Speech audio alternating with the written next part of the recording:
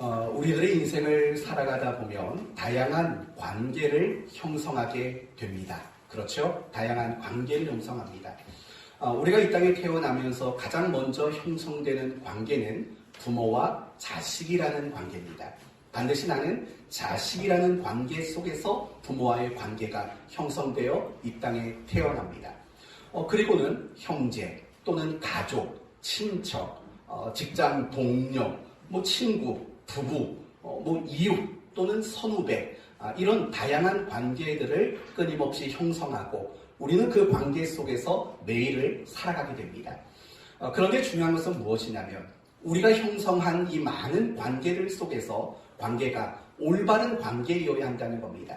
관계가 조금이라도 어긋나거나 관계에 금이 생기면 우리는 참 불행을 느낄 수밖에 없는 인생들이라는 겁니다. 그러나 반대로 형성된 그 관계가 올바르게 유지가 된다면 우리는 그 관계 속에서 행복과 기쁨을 우리는 누릴 수 있게 되는 겁니다. 예를 들면 이런 거죠. 가정을 생각해 보십시오. 부부라는 관계가 있고 부모, 자녀라는 관계가 있습니다. 그 관계가 올바르게 유지될 때 그 가족은 정말 행복할 수 있습니다. 그러나 반대로 그 가정 안에 맺어진 관계들에 금이 생기면 우리는 불행을 느낄 수밖에 없는 겁니다. 더 나아가서 우리는 인생을 살다 보면 스승과 제자라는 관계도 형성하게 됩니다. 이 관계가 올바르게 맺어질 때 우리는 참다운 교육이라는 유익을 얻을 수 있는 겁니다. 그런데 이런 관계는 세상에만 존재하는 게 아닙니다. 교회 안에도 신앙생활 가운데 있어도 다양한 관계가 존재합니다. 가장 중요한 관계는 무엇입니까? 하나님과 나와의 관계입니다. 그리고 교회 안에서는 목사와 성도의 관계도 있습니다. 또 신앙의 선배와 신앙의 후배라는 관계도 있습니다. 교우라는 이 다양한 관계 속에서 우리는 신앙생활을 합니다. 중요한 것은 이 교회 안에서 맺어진 관계 안에서도 올바름이 필요한 거고 바른 관계가 유지되어야 합니다. 어느 것 하나라도 관계에 금이 생기면 신앙생활이 재미가 없게 되지고 또 신앙의 유익을 얻지 못하게 되는 겁니다. 결국 관계라는 것은 너무 중요한 겁니다. 우리가 인생을 살면서 행복하고 또 반대로 불행을 느끼는 가장 중요한 이유 중 하나는 어떤 면에서 본다면 관계라는 겁니다. 돈처럼 보이지만 어떤 명예와 권세가 행복을 결정하는 것처럼 보이지만 사실 그렇지 않습니다. 아무리 돈이 많아도 부부 사이의 관계에 문제가 생기면 행복할 수 없는 겁니다. 아무리 좋은 집에 살아도 부모와 자식의 관계가 깨지면 그건 참 불행하기 짝이 없는 겁니다. 관계는 너무 중요한 겁니다. 오늘 본문 역시 특별히 이끄는 자와 또 따르는 자의 관계가 얼마나 중요한가, 오늘 본문이 관계의 중요성에 대해서 우리에게 말해주고 있습니다. 그러므로 오늘 말씀을 통해서 목사와 성도의 관계, 더 나아가서 이끄는 자와 따르는 자의 관계가 왜 중요하며 각각의 책임이 무엇이며 우리가 하나님 안에서 어떤 관계로 묶여 있는가, 이런 부분들을 함께 나누는 시간을 가지려고 합니다. 오늘 세 구절을 읽었습니다. 어떤 내용인 것 같습니까? 이런 내용입니다. 바울이 고린도 교회 성도들에게 이야기를 합니다. 오해를 좀 풀어라. 오해를 풀고 다시 예전처럼 좋은 관계를 맺자. 좋은 관계를 유지하자. 이게 오늘 본문의 내용입니다. 그런 관점으로 오늘 본문을 보세요. 고린도인들이여, 너희를 향하여 우리의 입이 열리고 우리의 마음이 넓어졌으니 너희가 우리 안에서 좁아진 것이 아니라 오직 너희 심정에서 좁아진 거다. 이게 다 오해에 대한 이야기입니다. 우리가 너희를 잘못 생각하고 있는 건 없다. 오해하지 않는다. 너희가 우리에 대해서, 바울과 그 동역자들에 대해서 오해하고 있다 라고 이 얘기를 하는 거죠.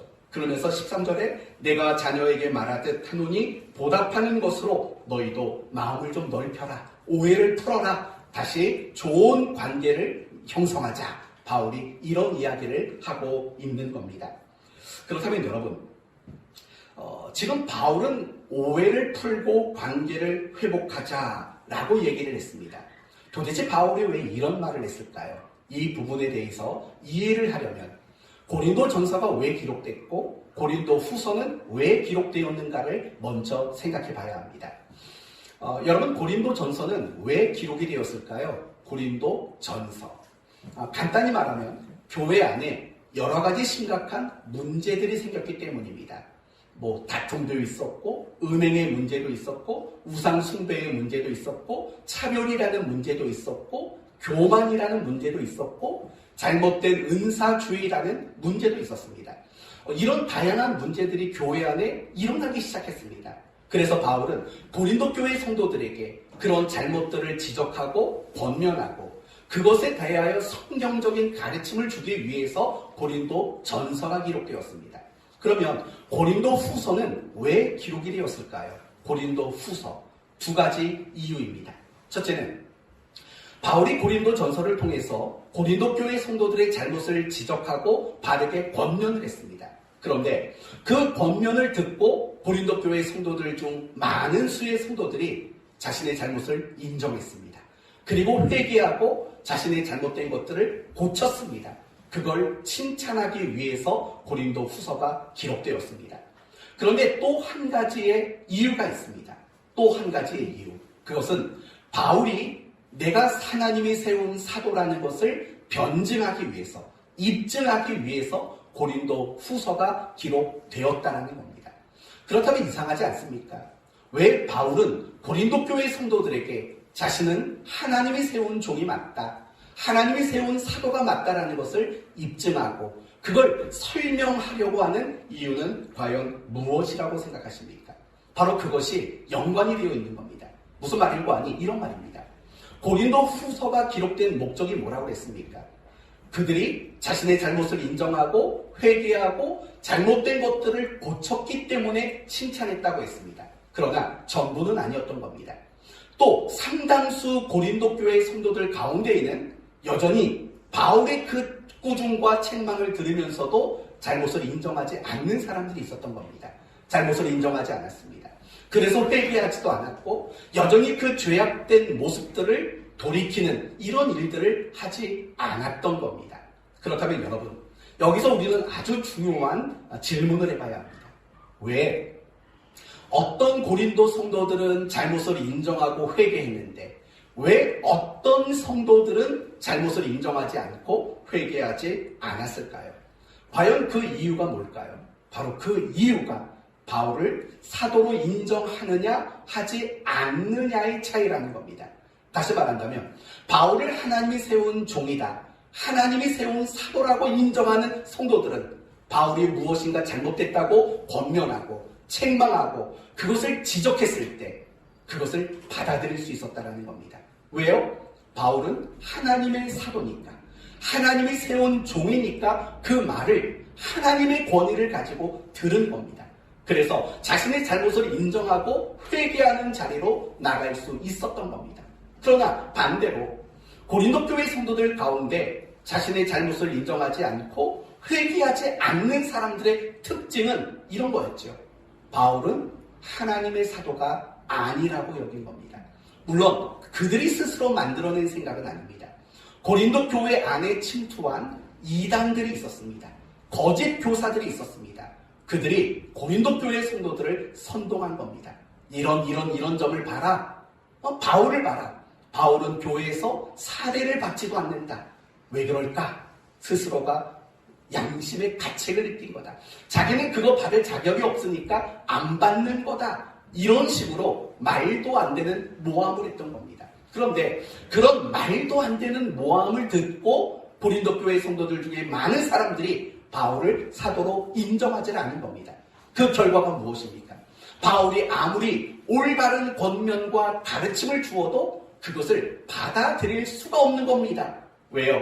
하나님의 사도라고, 하나님의 종이라고 인정할 수가 없었기 때문이라는 겁니다. 그래서 고린도 후서는 결국은 이 두 가지 목적이 있는 겁니다. 첫째, 회개하고 자신의 잘못을 고친 자들을 칭찬하기 위한 목적. 여전히 회개하지 않고 있는 그들의 원인이 무엇인가를 발견하고 그 원인이 자신을 사도로 인정하지 않기 때문이라는 것을 깨달은 바울이 자신이 하나님이 세운 사도라는 것을 변증하고 입증하고 그것을 설명하기 위해서 이 고린도 후서가 기록되었다라는 것입니다. 사랑하는 성도 여러분, 지금 고린도 교회 성도들 가운데 상당수는 권면을 받지 않고 있는 겁니다. 자신의 잘못을 인정하지 않고 있는 겁니다.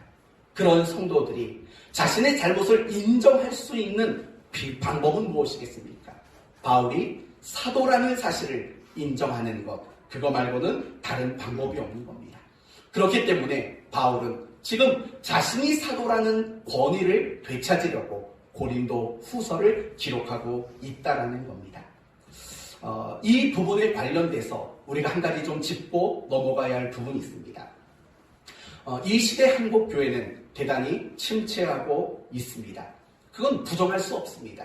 침체하고 있는 게 맞고 추락하고 있는 것이 맞습니다. 그렇다면 오늘날 한국 교회가 침체하게 된 가장 결정적인 이유는 과연 무엇일까요? 두 가지 이유 때문입니다. 첫째는 권위주의 때문입니다. 권위주의. 여러분, 권위주의라는 게 뭡니까? 이렇게 설명할 수 있습니다. 교회 안에 있는 직분을 무엇으로 여기는 겁니까? 계급으로 여기는 겁니다. 목사, 장로, 권사, 안수집사, 이걸 또 순서대로 말하니까 계급처럼 보이기도 하네요. 아무튼 교회 안에 있는 이런 직분들을 하나의 계급으로 생각하는 것, 그게 바로 권위주의를 말하는 겁니다. 다르게 말하면 세속화를 말하는 겁니다. 많은 사람들이 오늘날 교회가 세속화되었다 이런 말을 하지 않습니까? 세속화는 뭡니까? 세상을 닮아간다라는 뜻도 있지만 가장 정확히 말하면 세속화란 세상이 권력과 힘, 그것으로 지배하듯이 교회도 힘과 권력이 존재하게 되는 것, 그게 바로 세속화의 가장 중요한 내용입니다. 왜냐하면 교회는 힘과 권력이 통치의 원리가 아니기 때문에 그렇습니다. 여러분, 교회의 통치의 원리는 무엇일까요? 사랑이며 겸손이며 섬김이 교회가, 그리고 하나님 나라의 통치의 원리인 겁니다. 그런데 교회 안에 힘과 권세가 통치의 원리가 되어가는 것, 그게 바로 세속화다 또는 권위주의다, 이렇게 이야기할 수 있는 겁니다. 우리 장로님 두 분이 앞자리에 앉으셨습니다. 어떨 때는 참 보기가 좋아요. 부, 신 장로님들이 함께 앉아있는 것. 근데 어떨 때 보면 약간 찜찜한 마음이 들어요.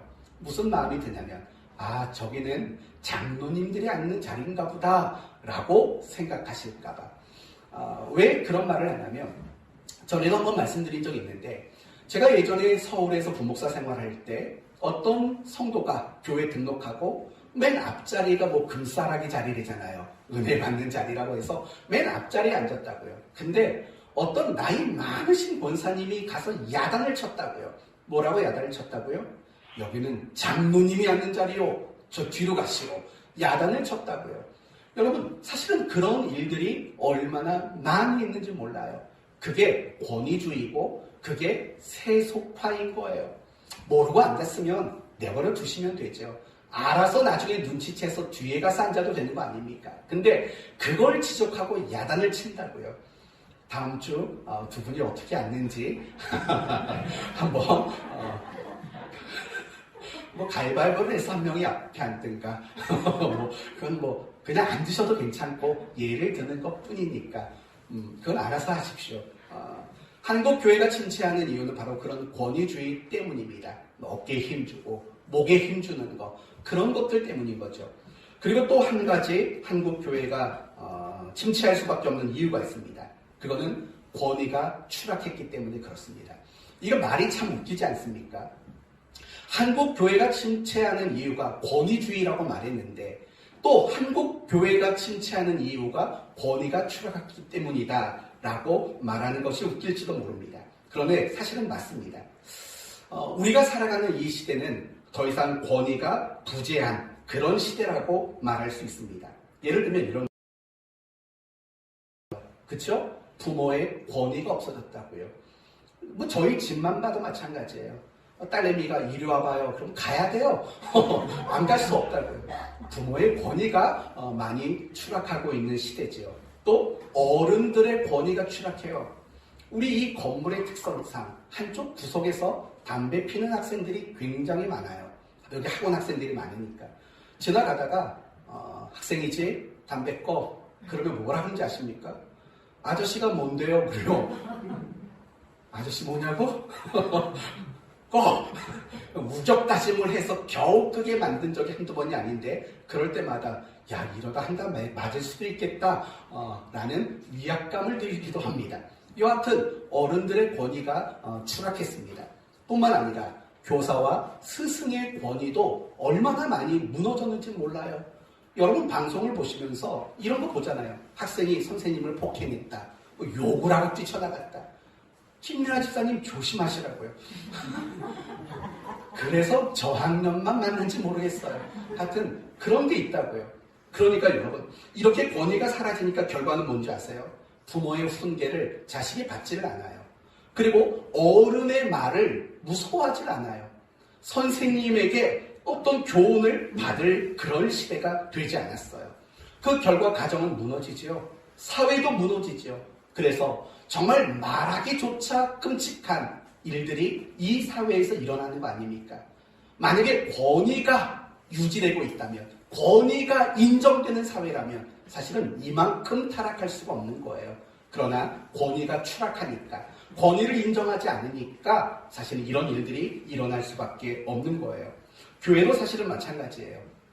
오늘날 교회도 목회자, 더 나가서 리더들 있잖아요. 우리 교회로 말하면 목자들이 있는 거고 찬양 인도자가 있고 하는 이런 이끄는 자들에 대한 권위가 사실은 많이 사라지고 있어요. 그 결과가 무엇인지 아십니까? 하나님 말씀이 힘을 잃어요. 아무리 목사가 설교를 해도 목사의 권위가 인정되지 않으면 그 설교는 힘을 잃을 수밖에 없어요. 아무리 좋은 말, 아무리 진리의 말을 해도 목회자의 권위가 상실되면 그 말씀은 더 이상 힘을 발휘할 수 없게 돼요. 그리고 그 말씀이 성도들에게 영향력을 끼칠 수 없게 돼요. 그러면 어떤 일이 일어날 것 같아요? 성도들의 신앙이 약해지는 거예요. 그리고 교회는 갈수록 힘을 잃을 수밖에 없는 그런 상황에 처하게 되는 거예요. 다시 한번 말합니다. 권위주의는 나쁜 거예요. 절대로 교회 안에서는 권위주의가 있어서는 안 돼요. 그러나 그렇다고 해서 권위를 인정하는 일까지 사라지는 것은 절대로 있어서는 안 된다는 것을 알아야 되는 거예요. 권위주의가 되어서는 안 되지만 우리가 이끌어가는 자들, 그들의 권위를 인정하고 존중해주는 그 마음은 우리가 반드시 놓치면 안 된다는 것을 우리는 알 수 있습니다. 사랑하는 성도 여러분, 그건 이런 생각을 할 거예요. 여러분이 아무리 보기에 목사가 실력도 없어 보입니다. 실력도 없고 유능한 것도 없습니다. 여러분의 리더가 아무리 봐도 여러분보다 잘난 게 하나도 안 보입니다. 그런데 왜 권위를 인정해야 할까라는 생각이 들 수도 있습니다. 제가 예전에 새벽에 우리 권사님들에게 설교 시간에 예를 드는 얘기가 있는데 저 반포 쪽에 어떤 유명한 한 교회가 있습니다. 그 교회에서 이런 일이 있었습니다. 연말이 되고 새해를 맞이하면서 구역장을 임명했습니다. 구역장을 임명했는데 아무개 집사가 구역장이 된 겁니다. 그런데 그 구역원들이 당회에 전화를 한 겁니다. 구역장 바꿔주십시오. 얘기를 들어보니까 이유는 너무 웃기고 찬란한 거예요. 유치찬란한 거예요. 뭔지 아세요? 이런 이유예요. 그 구역장이 구역원들보다 좋은 대학을 못 나왔다라는 거예요. 좋은 대학을 못 나왔다라는 그 이유 하나가 구역장을 바꿔달라고 요구하는 근거였다라는 거예요. 권위를 인정하지 못하겠다는 거예요. 왜냐하면 나보다 공부 못했다는 거잖아요. 그리고 나보다 어떤 스펙이 약하다라는 거잖아요. 그러니까 구역장 바꿔달라는 거예요. 여러분, 이런 일들이 있을 수 있다라는 거예요. 내가 봐도 저 사람은 나보다 열심히 하지 않고 저 사람은 나보다 말씀도 많이 모르는 것 같고 저 사람은 나보다 기도를 많이 안 하는 것 같아요. 그런데 내가 왜 저 사람을 이끄는 자로서 그 권위를 내가 왜 인정해줘야 될까라고 여겨지는 순간들이 사실은 우리에게 찾아올 때가 있을 거라고요. 문득 그런 생각들이 내 마음을 혼란스럽게 만들 때도 있을 거예요. 가끔씩 그러죠. 여러분이 저를 보면서 목사님 생긴 것도 그렇고 설교도 그렇고 뭐 그런 마음이 들 때가 있잖아요. 그래서 제가 얼마나 요즘에 잘 가꾸고 다니고 있는 줄 아십니까? 티가 안 나서 그러는 거지. 띠를 좀 보여드리고 싶은데 네, 아무튼 그렇다고요. 막 주일이면 온갖 신경을 쓴다고요. 성도들 앞에 얼마나 멀끔한 모습을 좀 보여줄까 뭐 이런 것들. 설교도 얼마나 열심히 준비하려고 노력하는지 모른다고요. 그래도 여러분 눈에는 안 찰 거 아니에요. 그러면 그런 생각이 들 수도 있죠. 내가 저런 목사님을 믿고 따라갈 수 있을까? 라는 생각이 들 수도 있을 거 아니에요. 그런데 그래도 여러분은 이끄는 자의 권위를 인정하고 존중하고 따라가셔야 돼요. 이유가 있어요. 두 가지 이유가 있어요. 첫 번째 이유는 하나님이 세우셨기 때문에 그래요. 무엇이냐면 비록 그 이끄는 자가 볼품없어 보여도 그 볼품없는 사람을 세운 분의 권위는 절대적인 권위거든요. 하나님의 권위는 그 어떤 권위와 비교할 수가 없는 거예요. 모든 권위를 창출해내시는 권위를 가지신 하나님, 그분이 세우셨기 때문에 우리는 인정하고 존중해야 하고 따라가야 할 필요가 있는 거죠. 로마서 13장 고마워요. 로마서 13장 말씀을 보시면 이런 말이 나와요. 각 사람은 위에 있는 권세들에게 복종하라. 그쵸? 그러면서 뭐라고 말하냐면 권세는 하나님으로부터 나지 않음이 없나니 모든 권세는 다 하나님께서 정하신 바라. 그렇게 말을 하잖아요. 그러면서 이렇게 말해요. 그러므로 권세를 거스리는 자는 하나님의 명을 거스림이니 거스르는 자들은 심판을 자취하리라. 라고 이야기를 하고 있다고요. 무슨 말인 거 아니? 그런 거예요. 모든 권위는 하나님이 주셨다라는 거예요. 이 말은 목회자나 아니면 교회의 어떤 리더의 역할을 맡은 사람에게만 국한되는 건 아니에요. 대통령도 마찬가지예요. 여러분, 이 나라 새로운 대통령이 되어서 이제 새로운 정부를 출발했다고요. 마음에 드는 사람도 있을 거예요. 그러나 정말 마음에 들지 않는 분도 있을 거예요. 그러나 그분의 권위를 인정하셔야 돼요. 국회의원들, 학교 가면 선생님들, 직장 가면 사장님들, 탁구장 가면 관장님들, 이런 사람들 있잖아요. 그 모든 권위를 인정할 수 있어야 된다는 거예요. 왜냐하면 모든 권위는 다 하나님이 주셨기 때문이에요. 그리고 그 권위를 부정하고 그 권위를 거스르게 된다는 것은 결국은 하나님의 뜻을 대적하는 것이고 결국에는 하나님의 심판을 자처하는 일이라는 것을 우리는 알아야 하는 겁니다. 그래서 히브리서 13장에서는 이런 말이 나와요. 너희를 인도하는 자들에게 순종하고 복종하라. 이렇게 명령하신 거예요. 결국 우리가 달갑지 않은 사람, 내 성에 차지 않는 사람임에도 불구하고 이끄는 자의 권위를 인정하고 따라가야 하는 이유, 하나님이 세우셨다. 그리고 하나님이 세운 그에게 하나님이 명령하셨다. 이것이 우리가 모든 권위를 인정하고 존중해야 될 성경적 근거라는 것이에요. 혹시라도 여러분 앞으로 어디서든지 사회생활을 할 때든지 아니면 교회에서 신앙생활을 할 때든지 그 권위에 대해서 어떤 시험과 어떤 도전의 마음이 생긴다면 이 말씀들을 기억하셔야 돼요. 하나님이 권위를 주셨다. 그리고 그 권위 주신 자들에게 순종하라고 하나님은 명령하셨다. 이 말씀을 기억하여서 여러분이 권위 받은 자들을 인정하고 존중하는 여러분 되시기를 바랍니다. 그게 여러분에게 굉장히 큰 유익이 있기 때문에 그렇습니다. 어떤 유익이 있을까요? 첫째는 하나님께 더 복종 잘하는 사람이 될 수 있는 유익을 얻게 되는 겁니다. 여러분 한번 가만히 생각해 보십시오. 하나님의 권위가 큰가요? 인간의 권위가 큰가요? 당연히 하나님의 권위가 커요.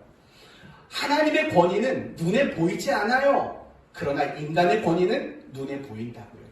눈에 보이는 권위와 권세에 복종하지 못하면서 어떻게 눈에 보이지 않는 하나님의 권위에 우리가 복종할 수 있겠습니까? 하나님이 내 마음에 차지 않는 사람의 권위를 인정하고 따라가라고 말하는 이유는 사실은 궁극적으로 하나님의 권위에 순종하고 복종하는 이런 훈련을 위한 의도를 가지고 있다는 것을 우리는 알아야 한다는 거예요. 여러분, 하나님께 복종이 잘 되세요? 하나님의 권위를 인정하고 그 권위를 따라가는 일들이 잘 이루어지고 있습니까? 잘 안 되잖아요. 그걸 어떻게 아냐면 여러분의 삶을 보면 안다고요. 여러분의 삶 속에서 우리는 하나님의 뜻을 배워서 알아요. 그러나 여전히 우리는 자기 소욕대로 살아간다고요. 내가 정해놓은 기준과 내가 정해놓은 그 원칙의 틀을 깨지 못하고 살아가요. 하나님의 말씀이 아무리 요구해도 그 기준과 원칙과 틀을 벗어나지 않는다고요. 그건 뭐예요? 결국에는 하나님의 권위에 복종하지 않는 모습인 거예요.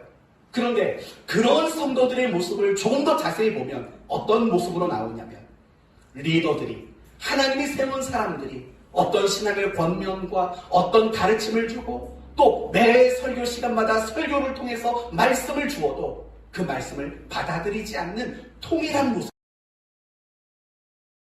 생각해 보세요.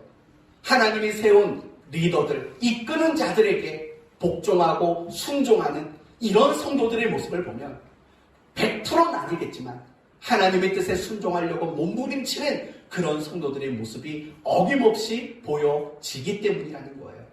여러분의 눈에 차지 않는 리더랄지라도 그 권위를 인정할 때 여러분은 비로소 눈에 보이지 않는 그 하나님의 권위에도 복종하는 그런 성도가 될 수 있는 유익을 얻게 되는 거예요. 훈련이라는 거예요. 훈련. 두 번째 유익은 여러분의 신앙이 성장할 수 있는 유익을 얻게 되는 거예요. 만약에 여러분이 설교하는 사람의 권위를 인정하지 않는다면 어떤 일이 일어날까요? 아까 말한 대로 그 설교를 통해서는 여러분 절대로 은혜 받지 못해요.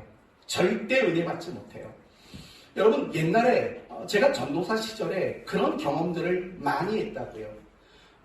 제가 다녔던 교회 고등학교를 졸업하고 청년이 되면서 신학을 시작했어요.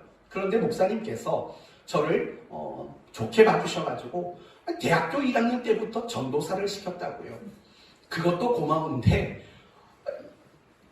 금요 설교까지도 전도사님들을 돌아가면서 시키는 거예요. 그러니까 여러분, 제가 설교를 얼마나 힘들게 했겠냐고요. 얼마나 준비를 그래서 많이 했겠냐고요.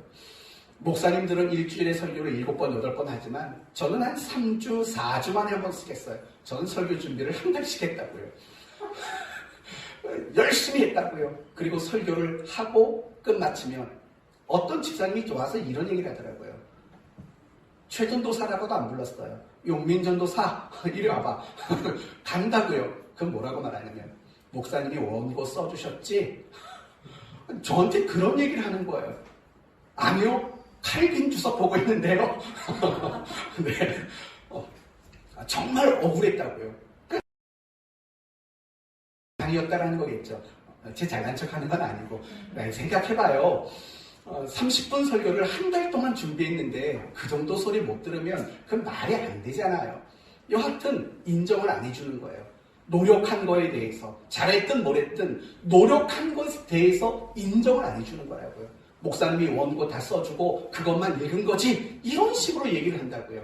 왜요? 당연히 그럴 수밖에 없죠. 맨날 중고등부 시절 학생을 봤다가 1년 사이에 전도사가 돼서 서 있으니 설교를 하고 있으니 어떻게 뭘 잘 봐주겠냐고요. 그런 거라고요. 여러분, 이끌어가는 사람의 권위를 인정하지 않으면요, 여러분은 아무런 신앙의 유익을 얻을 수 없게 되는 거예요. 아무리 바른 권면을 해주고 정말 획기적인 제안을 여러분에게 해드려도 여러분이 그분의 권위를 인정하지 않으면 아무런 유익을 얻을 수 없게 되는 거예요. 그렇지 않겠어요? 여러분, 우리 김효선 집사님 찬양을 인도한다고요. 오늘은 박수 치자는 말도 안 했어요. 오늘은 손만 들재요. 얼마나 고마웠어요. 지난번에는 일어서라고까지 했는데 오늘은 앉아서 손만 들라고 하니까 고맙잖아요. 근데 여러분은 그 권위를 인정해 준다고요. 저분은 왜 맨날 일어서라고 그래? 그렇게 말하지 않고 이로쓰라고 해도 아흔 다 되신 우리 권사님도 벌떡벌떡 일어나신다고요. 반절 뚝뚝 소리 나면서. 근데 그렇게 권위를 인정하면은요, 따라가주면 어떤 일이 있냐면 은혜가 돼요. 아, 왜 이로쓰라고 그래? 왜 손을 들라고 그래? 그냥 이러고 싶은데, 근데 손을 들면 또 나름대로 마음에 은혜가 되고, 일어서서 찬양을 드리면 또 나름대로 은혜가 된다고요. 근데 싫어. 난 안 해. 내가 나이가 몇 살인데, 당신보다 2배나 많은데, 뭐 이런 식으로 생각을 하고 권위를 인정하지 않는다면 아무런 유익을 얻지 못해요. 이 부분을 단적으로 보여주는 한 사건이 있어요. 바로 예수님의 사건이에요. 여러분, 바리새인과 서기관들을 아시죠? 그들은 예수님에게 은혜 받은 적이 있을까요? 예수님을 통해서 그들이 신앙의 유익을 얻은 적이 있을까요? 단 한 번도 없어요. 왜 유익을 얻지 못했을까요? 예수님이 잘 가르치지 못했을까요? 아니면 예수님이 뭔가 실력이 부족해서일까요? 아니잖아요. 예수님의 가르침을 따라올 자가 없었잖아요. 그리고 그분의 능력과 실력은 무한했잖아요. 그런데도 불구하고 아무도 바리새인과 서기관 중에서는 예수님으로 인해서 유익을 얻은 사람이 없어요. 이유는 하나예요. 예수님이 메시아라는 그 권위를 인정하지 않은 거예요. 예수님은 능력 있는 분이라는 그 권위를 존중하지 않는 거예요. 단지 그들의 눈에는 나사렛 사람 또는 목수의 아들, 이 정도밖에는 안 보인 거죠. 그러니까 아무리 예수님이 하늘의 말씀을 전해도 어떤 능력을 행하셔도 사실은 아무런 유익을 그들은 받을 수가 없는 거예요. 사랑하는 성도 여러분, 우리가 이끌어가는 자들, 그들의 권위를 인정하고 존중하고 따라야 하는 이유는 여기에 있어요. 그들이 잘났느냐 못났느냐는 중요하지 않아요. 그것을 따라가는 이유는 그래야지만 여러분이 하나님의 권위를 더 인정하고 복종하는 자가 될 수 있는 거예요. 그리고 여러분의 신앙에 어떤 방법으로든 신앙의 유익을 얻을 수 있게 되는 거예요. 여러분에게 민망한 얘기 한번 할게요. 여러분은 저와 임 목사님이 하나님이 세운 목사라는 권위를 인정하셔야 돼요. 야, 아멘 안 하셔도 괜찮아요. 이건 너무 민망하네요. 생각해봐도. 우리 장로님 2분 권위를 인정하셔야 돼요. 저분들은 하나님이 기름 부어 세우셨다라고 인정하셔야 돼요. 각 목장에 목자들이 있잖아요. 찬양 인도자 있잖아요. 안내를 보시는 분 있잖아요. 권위를 인정하셔야 돼요. 특히 안내 보시는 분의 권위를 좀 인정해 주세요. 가끔 보면 안내위원이 속상할 때가 많아요. 성도님 여기 앞자리로 앉으세요 했는데도 여전히 자기는 뒷자리로만 가요. 그러지 마세요. 안내위원의 권위를 인정하셔야 돼요. 그럴 수 있는 우리 성도들 모두가 되시기를 예수님의 이름으로 축원드립니다. 그러면 이제 권위에 대한 이야기는 마치고요. 그럼 결국 우리는 이런 관계 속에 묶여 있는 거예요. 이끄는 자와 따르는 자의 관계 속에 있어요. 때로는 내가 이끄는 자가 되지만 때로는 내가 누군가를 따라가야 하는 그 관계에도 우리는 놓이게 된다고요. 그렇다면 이끄는 자의 책임은 뭐고 따라가야 할 사람들의 책임은 뭔가? 이 부분을 또 여러분과 함께 나누려고 합니다. 먼저 이끄는 자의 책임은 과연 뭘까요? 13절에 답이 나와요. 13절. 내가 자녀에게 말하듯 하노니 보답하는 것으로 너희도 마음을 넓히라. 여러분, 누구에게 말하듯 한다고 합니까? 자녀에게 말하듯 한다고 말합니다. 그러면 바울은 어느 위치에 있다라는 거예요? 부모의 위치로 이 이야기를 하고 있다라는 거예요. 여러분, 이끄는 자, 목사, 장로, 권사, 각 목장의 리더들, 찬양 인도자들, 이 사람들에게 주어진 책임은 뭐냐? 결국은 양육이라는 거예요. 양육이 목표예요. 목표. 그리고 책임인 거예요. 그럼 양육이라는 말을 좀 쉽게 말하면 이런 거죠. 하나님의 사람으로 세우는 것. 더 건강한 그리스도의 제자로 이끌어가는 것. 이게 책임이라는 거예요. 그래서 그 사람의 신앙을 도와주는 것. 이게 바로 이끌어가는 사람에게 주어진 공통적인 책임이라는 거예요. 저의 책임이 뭐냐면 여러분을 하나님의 사람으로 세워가는 게 제 책임이에요. 그리고 여러분이 하나님의 사람으로 완성되어 가는 일들을 도와야 되는 게 제 책임이라고요. 장로님들, 우리 권사님들, 목자들, 인도자들, 여러분의 책임이 바로 거기에 있다고요. 단지 어떤 조직 안에서 조직을 이끌어가는 역할이 아니라 사람을 세우고 그 사람의 신앙에 유익을 주는 것, 그게 이끌어가는 사람들의 책임이라는 거예요. 이걸 위해서 말씀을 가르쳐야 되고 이것을 위해서 끊임없이 돌봐야 돼요. 저는 우리 장로님들이, 우리 목자들이 매주마다 성도님들에게 신방하기를 바라요. 매주마다 전화를 해서 잘 지냈느냐, 안 나온 사람 있으면 왜 안 나왔느냐, 오늘도 몇 가정이 못 나왔는데 왜 못 나왔는지 보시고, 위로할 일이 있으면 위로해 주시고, 잘된 일이 있으면 막 칭찬 좀 해주시고, 여러분이 이런 일들을 하셔야 될 책임이 있어요. 늘 그들을 위해 기도하고 말씀으로 바른 권면을 해주셔야 돼요. 그 사람의 신앙의 유익을 위해서, 그 사람이 하나님의 사람으로 세워지는 그 일을 위해서 그 역할을 하셔야 된다고요. 그런데 오늘날 가만히 보면 좀 안타까운 게 뭐냐면 그냥 어떤 하나의 조직이 움직이는 것 같아요.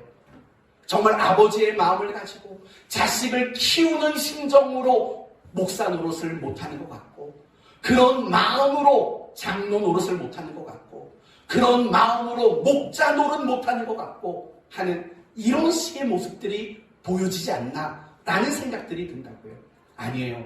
그런 조직의 개념이 아니에요.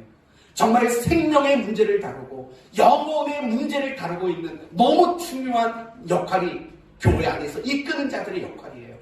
정말 그들을 양육해야 돼요.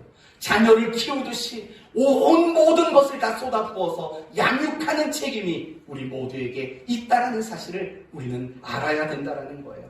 이걸 위해서는 항상 모범을 보이셔야 돼요. 모범, 예배의 모범, 말씀, 기도, 순종, 모든 일을 모범을 보이셔야 돼요. 그리고 또 한 가지, 절대 보상을 바라지 말아야 돼요.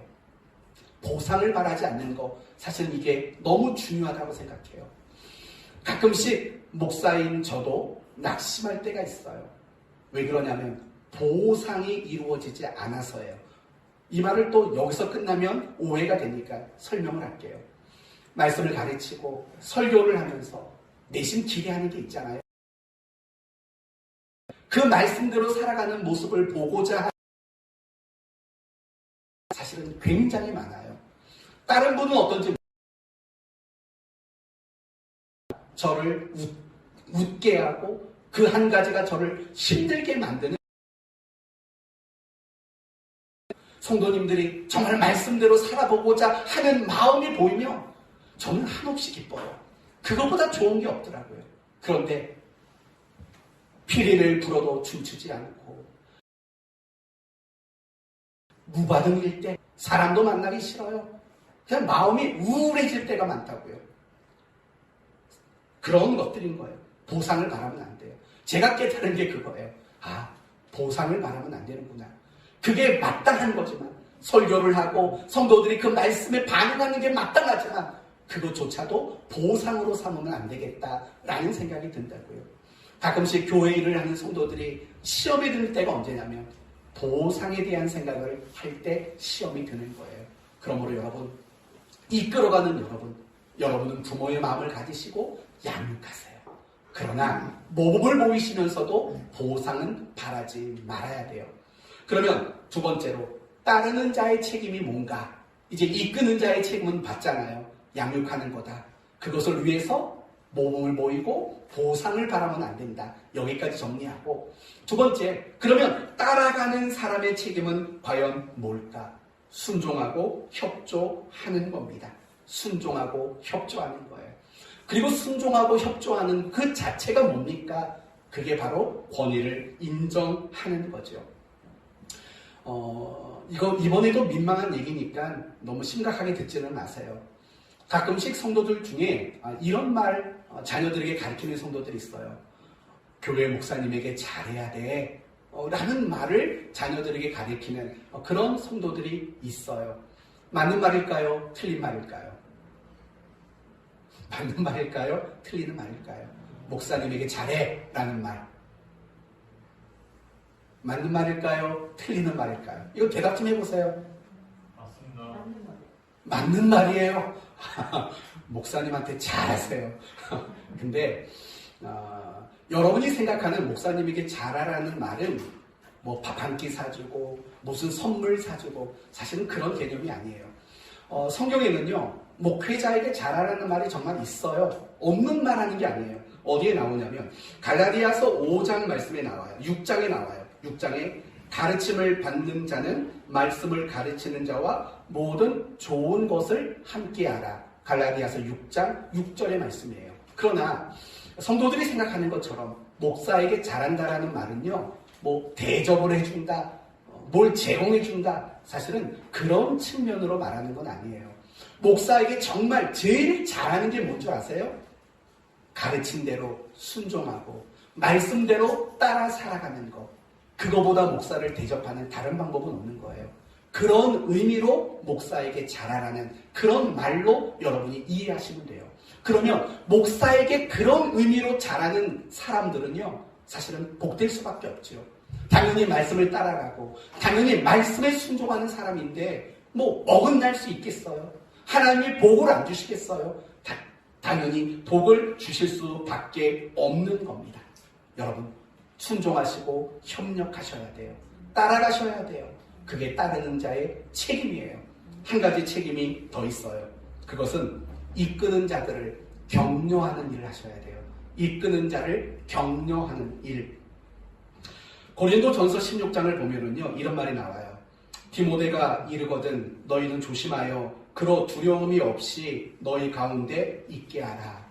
디모데가 이르거든 너희는 두려움 없이 그를 있게 하라. 여러분 디모데를 고린도 교회 담임 목사로 바울이 보내겠다라는 얘기예요. 그러면 여러분 생각해봐요. 디모데 입장에서 디모데는요 굉장히 젊은 목회자예요. 그리고 경험이 부족한 목회자예요. 그러나 고린도 교회는 어떤 교회예요? 바울이 개척하고 바울이 세워낸 교회라고요. 그 교회 후임으로 디모데가 가게 될 판인 거예요. 그러면 디모데 입장에서는 어떨까요? 굉장히 두려울 수밖에 없어요. 그리고 고린도 교회 성도들 특성상 굉장히 강한 사람들이에요. 왜냐하면 그 고린도라는 지역 자체가 항구 도시예요. 항구 도시. 그러니까 여러 가지 측면에서 굉장히 성향도 강할 수밖에 없는 그런 성도들이라고요.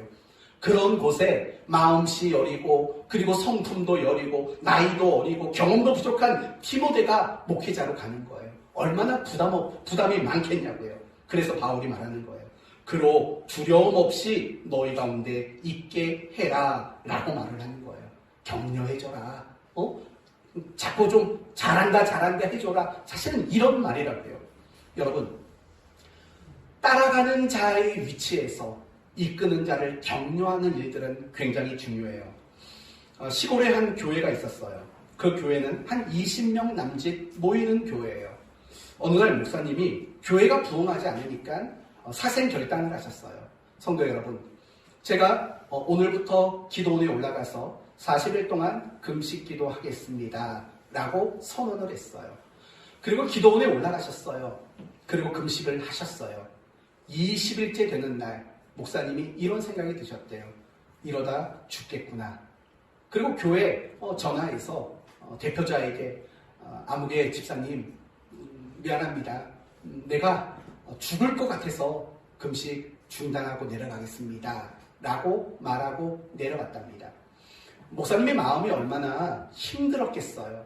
터벅터벅 교회 앞에까지 도착했는데 그 교회 예배당 안에서 성도들이 다 모여있는 거예요. 그리고 피켓을 들고 있는데 그 피켓에 이런 말이 쓰여 있었대요. 목사님 수고하셨어요. 정말 고생 많으셨어요. 그리고 한 성도가 정성껏 끓인 죽 한 그릇을 들고 목사님을 맞이했대요. 그 모습을 보고 목사님이 다시 한번 마음을 먹고 기도원에 올라가 나머지 20하고 마치셨대요. 여러분 여기서 주는 의미가 뭐냐면 그런 거예요. 목회자도 여러분을 이끄는 목자도 장로님도 임목사님도 저도 위로와 격려가 사실은 끊임없이 필요하다라는 거예요. 더 정확히 말한다면 우리는 이끌어가는 사람들은요 위로와 격려를 받지 못하면 한 발자국도 더 이상 이끌 수 있는 힘이 사실은 나오질 않아요. 혹시 이렇게 말하실 분 계세요? 하나님이 위로하시잖아요. 그런 말 하지 마세요. 그럼 하나님께 설교 들으세요. 그런 말 하지 마시라고요. 하나님은 우리를 위로하시는 분은 맞아요. 그러나 여러분, 하나님은 우리를 위로하실 때 여러분을 통해 위로하시기를 원칙 삼으신 분이라는 거 알잖아요. 하나님은 뭐 세상에 안 믿는 사람들 구원해낼 실력이 없었겠어요? 그러나 그 구원하는 일들 우리에게 맡기셨잖아요. 하나님은 어떤 일을 하든 원칙을 가지고 일하세요. 그 많은 원칙 중 하나가 사람과 관련된 일들은 사람을 통해서 일하는. 그러니까 하나님께 위로받으시면 되지, 이런 식의 얘기는 안 하시는 게 성경적인 거라고요. 그건 자기가 알아서 할 문제예요. 여러분, 따라가는 사람들이 해야 되는 책임은 이끌어가는 사람들을 위로하고 격려하는 그런 일들이 분명히 책임으로 주어졌다는 거예요. 중요한 것은 그거예요.